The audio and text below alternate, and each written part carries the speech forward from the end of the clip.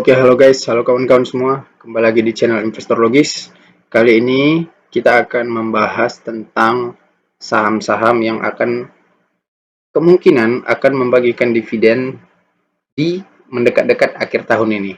Nah, ini kan mau masuk September, Oktober, November, Desember ya kan.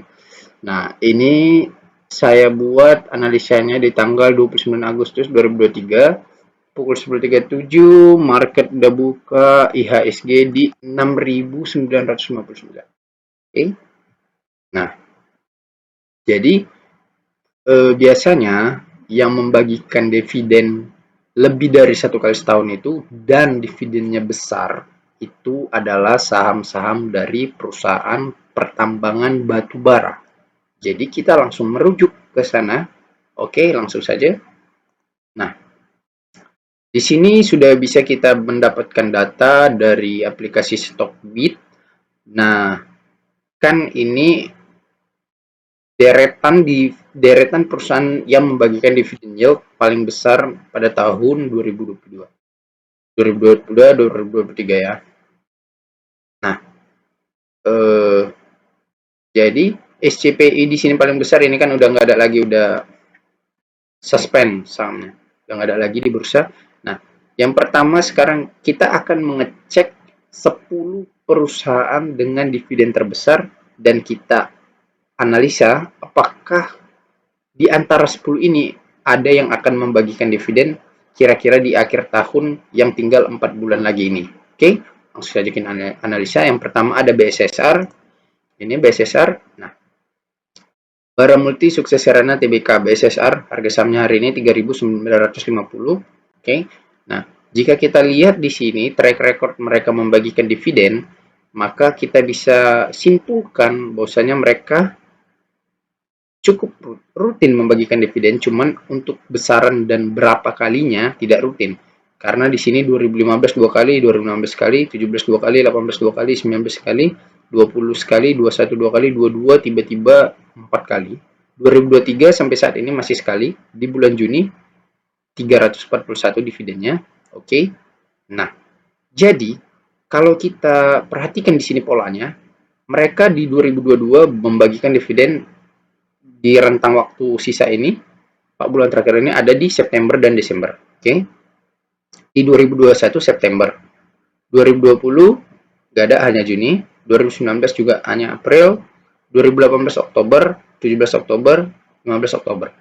Jadi, prediksi saya mungkin BSSR akan membagikan dividen lagi di Oktober atau di November. September kayaknya belum tahu ya. September juga bisa jadi sih. September, Oktober. Pokoknya mereka ada akan membagikan dividen lagi. Nah, dari mana kita bisa lihat dan analisanya? Coba kita pakai dari keuangannya. Kan semua bersumber dari keuangan perusahaan dividennya. Oke, kita lihat aja di sini laba perusahaan di tahun 2022 yakni 3,7 triliun. Ya, laba BSSR terbaik dalam kurun waktu 10 tahun terakhir ya kan. Jadi laba perusahaan batubara ini banyak besar di tahun 2022 karena harga batubara all time high dan tembus di atas $400 per ton. Nah, ini kan labanya 3,7 triliun di 2022. Terus mereka membagikan dividen tadi berapa, 4 kali kan. Nah, sekarang kita cek kuartal 2023. Mungkinkah ada kemungkinan mereka membagikan dividen sebesar di 2022 gitu. Nah, jadi ini kan kuartal 1 700 miliar. Di sini kuartal 1 2022 300 miliar. Mereka meledak di kuartal 2 sama kuartal 3, untung 1 triliun ya kan. Nah, di sini kuartal 1 BSSR laba bersih 700 miliar. Nah, kuartal 2-nya belum ada laporannya. Jadi, kita masih menunggu laporan dari kuartal 2 2023. Kalau laba kuartal 2 2023 BSSR di atas 700 miliar, saya kira keberlanjutan dari kestabilan laba ini di atas 700 miliar ini akan membuat perusahaan ini membagikan dividen di akhir tahun, entah itu di September, Oktober, November, atau Desember. Tapi kalau Desember gak ada track recordnya. Jadi antara di September atau Oktober atau paling lama November lah menurut saya untuk saham BSSR ini. Untuk besaran dividennya, menurut saya akan sedikit lebih kecil dari tahun sebelumnya karena saya kira laba perusahaan batubara di 2023 ini tidak akan sebesar 2022. Begitu. Cuman tetap akan membagikan dividen. Nah, yang kedua terbesar di sini adalah PTBA. Nah, ini PTBA Bukit Asam Tbk, harga sahamnya hari ini 2.980. Kita lihat dari track record mereka membagikan dividen. Nah, PTBA ini terlihat sepertinya membagikan dividen hanya 1 kali 1 tahun ya. 9, 10, 11, 12, 13, 14, 15, 16, 17, 18. Nah, mereka pernah membagikan dividen 2 kali dalam setahun, yakni 2009 sampai 2011. Namun setelah 2011, dari 2012 sampai 2022, mereka hanya membagikan dividen sekali, yakni didominasi di pertengahan bulan.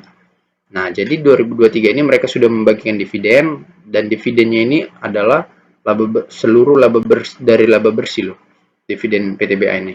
Jadi saya kira PTBA nggak akan bagikan dividen lagi di akhir tahun. Menurut saya seperti itu ya. Nah, oke. Setelah itu kita lihat di MBAP. Dividen yieldnya 36% ini. Nah, MBAP Mitra Bara Adiprana Tbk. Harga sahamnya hari ini 5.500. Oke, kita cek riwayat pembagian dividen MBAP. Dividen.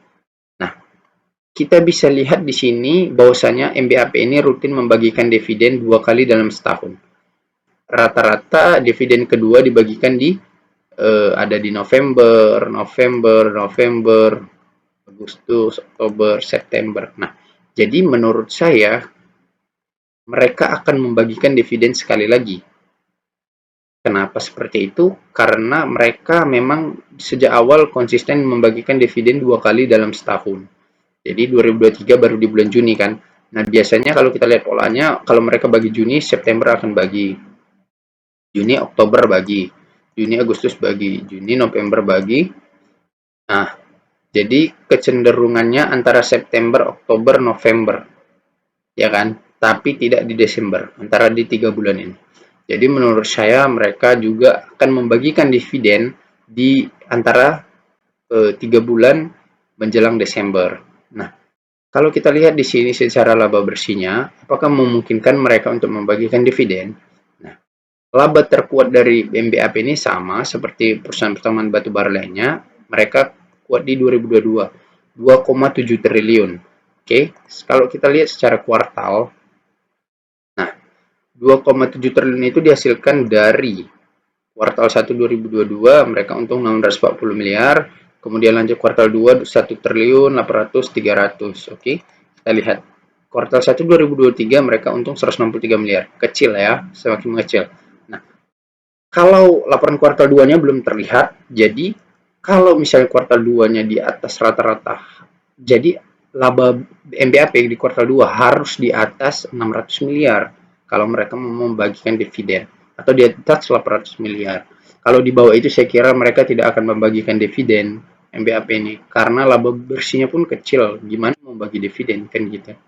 Tapi mengingat konsistensi mereka 2 kali bagi dividen setiap tahun, ya mungkin mereka akan membagikan tapi dividennya kecil gitu. Nah, sekarang kita lanjut ke ITMG. ITMG ini yang paling saya suka ya karena yang paling stabil, konsisten, dan besar laba dividennya. Nah, kita lihat secara finansial, apakah mereka memungkinkan membagi dividen. ITMG sudah banyak saya analisa di channel-channel sebelumnya. Kalau kalian mau cek, silahkan di konten-konten sebelumnya. Nah, jadi menurut saya ITMG ini jelas akan membagikan dividen di akhir tahun. Kenapa? Karena kita lihat di sini secara tahunan laba ITMG paling besar ada di 2022 menembus 18 triliun, 18,7 triliun. Nah, kalau kita lihat secara kuartal di 2023 ini mereka juga labanya besar. Kuartal 1 2,7 triliun, walau tidak sebesar di kuartal 1 2022 3 triliun. Nah, kuartal 2 1,8 triliun. Tapi yang membuat saya yakin ITMG akan membagikan dividen adalah karena mereka memiliki kas yang besar. Kasnya ada 15,2 triliun. sedangkan hutangnya hanya 6,4 triliun utang semua. Artinya perusahaan ini nggak punya utang. Artinya mereka nggak punya keberatan untuk membagikan dividen, selain menjaga konsistensi mereka membagikan dividen setiap tahun itu 2 kali. Nah ini kan setiap tahun 2 kali. 9, 10, 11. Mereka konsisten terus nih 12, 13, 14, 15, 16, 17, 18, 19 sampai 2022. Mereka selalu konsisten membagikan dividen 2 kali dalam setahun. Nah, kalau prediksi saya dari track record dividennya bisa kita lihat mereka cenderung membagikan dividen antara di bulan Oktober atau November. Jadi, menurut saya 2023 ini juga mereka akan membagikan dividen di antara Oktober atau November. Kita tunggu saja untuk besarnya berapa. Gitu. Bos ke-1 BSSR, bos ke-2 PTBA, bos ke-3 MBAP, bos ke-4 ITMG, yang kelima terakhir PTRO. Jadi saya akan menganalisis 5 saja ya. Oke, PTRO harga sahamnya hari ini 3.450, naik 1,17%. Kita cek riwayat dividen mereka. Nah, PTRO ini jelas track record membagikan dividennya 1 kali setahun. Mereka konsisten tapi 1 kali setahun. Jadi menurut saya PTRO tidak akan membagikan dividen di tahun 2023 ini untuk yang kedua kalinya. Nah, jadi dari antara yang kelima ini, BSSR, PTBA, MBAP, ITMG, PTRO. PTRO jelas kita coret, ITMG kita checklist, MBAP kita checklist, PTBA kita coret tadi.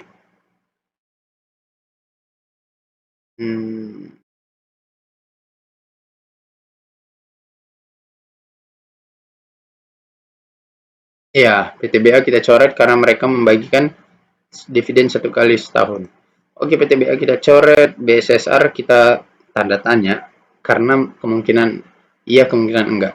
Jadi yang paling saya rekomendasikan kalau kalian mau mengejar dividen untuk akhir tahun ini adalah ITMG, karena mereka secara track record lebih konsisten 2 kali dalam setahun dan dividen yieldnya lebih besar daripada MBAP atau BSSR menurut saya. Dari segi analisa, landasan teoritis, kasnya besar, mereka liabilitasnya jika dilunaskan pakai kasnya aja udah habis. Jadi mereka tidak punya psikologi keberatan untuk membagikan dividen. Itu saja untuk analisa kali ini. Semoga bermanfaat dan salam logis, dan semoga kalian semua cuan di akhir tahun nanti. Terima kasih.